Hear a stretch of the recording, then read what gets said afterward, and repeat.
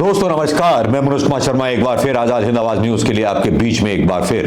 यूं तो कुंभ आते हैं जाते रहेंगे, कुंभ के नाम पर करोड़ों रुपए सरकारी अमले और राजनीतिक नेता बनाते रहेंगे। यूं तो कुंभ हमारी आस्थाओं का केंद्र है, लेकिन भारतीय जनता पार्टी जब से आई है तब एक बड़ा गजब हो गया है। ऐसा गजब हो गया है मैं बता नहीं सकता। राम का नाम तो लेते हैं, लेकिन राम के भक्तों के रोजगार के बारे में कोई बात। जी हां, भारत माता की जय तो बोलते हैं, भारत मां के सपूतों को अग्निवीर के कांटेक्ट पर रख लेते हैं।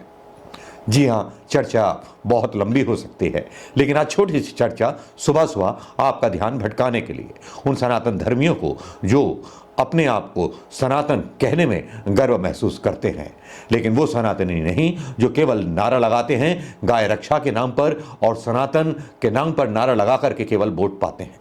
शंकराचार्य हों या ऋषि हों, आज उनको हमारे युवाओं की और सनातन की जो असली जरूरतें हैं वो नजर आने लगी हैं। कुंभ का मौका रहा हो या कभी सामाजिक समरसता के वो कार्यक्रम, शंकराचार्य एवं मुक्तेश्वरानंद जी ने अपनी आवाज को एक अलग ढंग से उठाया है। हालांकि वो जब जब भारतीय जनता पार्टी और संघ के खिलाफ बोलते हैं, भारतीय जनता पार्टी के समर्थक और संघ के समर्थक लाल पीले हो जाते हैं।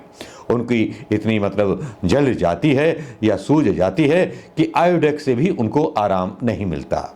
अब कुंभ के मेले पर ऐसा कुछ शंकराचार्य जी ने बोल दिया जो भक्तों को रास नहीं आने वाला।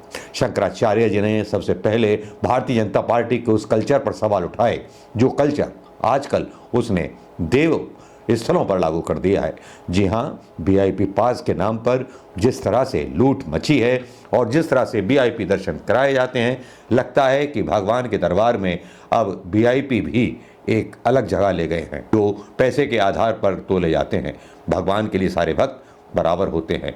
कुछ इसी तरह से शंकराचार्य जी ने कुंभ के बारे में बोला है। क्या बोला है कुंभ के बारे में? बोलते हुए उन्होंने कहा कि गंगा माँ के लिए तो सारे बच्चे समान होते हैं, कोई पढ़ लिख करके रईस बन जाए या पढ़ लिख करके कोई गरीब बन जाए, माता गंगा तो सबसे समान है। और वीआईपी घाटों की जो परिकल्पना और वीआईपी घाट जो बनाए गए हैं वो बिल्कुल भी सही नहीं है सनातन धर्म में। हम तो उसी घाट पर स्नान कर लेते हैं जिस पर दलित पिछड़े भी नहाते हैं। किस तरह का व्यंग्य आज तक को अपने देते हुए इंटरव्यू में शंकराचार्य जी ने कसा संघ पर और वीआईपी की जो एक परंपरा शुरू हुई है उस पर जरा सुनिए। हिंदू समाज के लिए काम करता हो।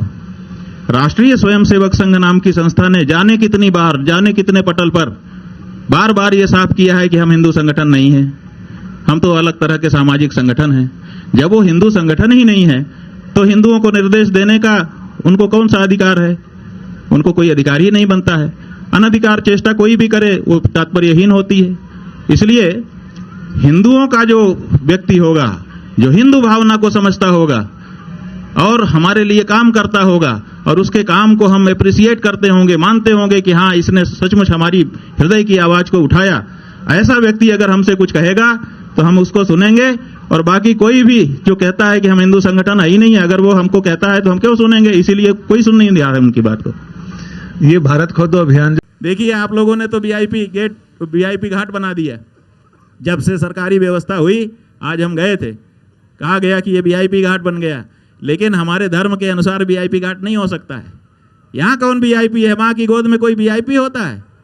एक माँ के दो बच्चे हों, एक पियून बन जाए और एक जज बन जाए, तो माँ की दृष्टि में दोनों अलग हो जाएंगे?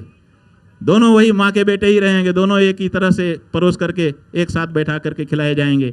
ऐसे ही हम सब परमात्मा के हैं।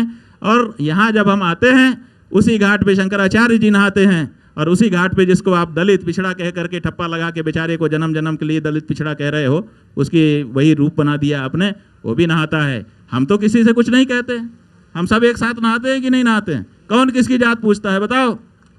राजनीतिज्ञ कहते हैं कि सनातन धर्म जाति में बटा हुआ है। आए देखें इस कुंभ में कि हम कब जाति में बटे थे। और आज का कुंभ नहीं है, ये परंपरा से चलता चला आ रहा है। हम सब एक हैं। हाँ, जरूरत पड़ने पे पति पत्नी भी अलग अलग हो जाते हैं। नहाने जाना होता है तो दोनों एक साथ बाथरूम में थोड़े जाते हैं? बताओ कौन जाता है?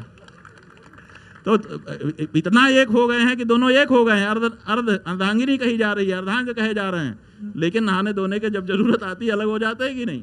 उसी तरह से जब हमको जरूरत होती है हम लोग अलग अलग कर लेते हैं, और जब जरूरत होती है एक हो जाते हैं, एकाकार माँ की गोद में। माँ है हमको जोड़ने वाली, हाई इसकी गोद में हम सब बराबर हैं, कोई ऊंच नहीं, कोई नीच नहीं, कोई पिछड़ा नहीं, कोई अगड़ा नहीं, हम सब आनंद लेते हैं।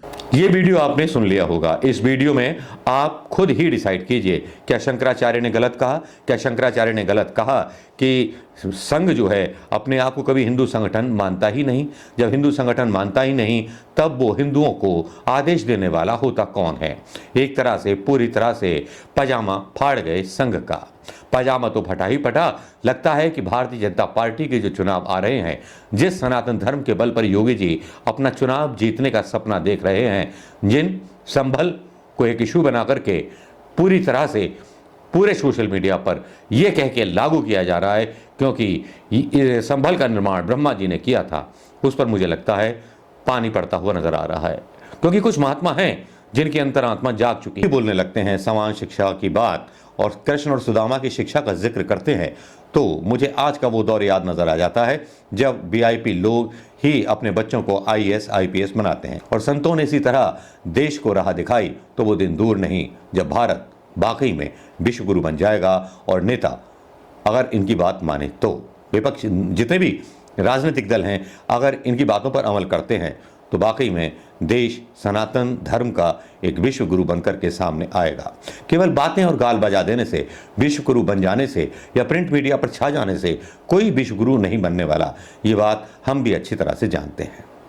शंकराचार्य ने आज बोला है, स्वामियों ने आज बोला है, कल हो सकता है आप भी बोलें। दोस्तों नमस्कार। दोस्तों इन्हीं खबरों के साथ आज का हमारा आपको प्यार भरा नमस्कार।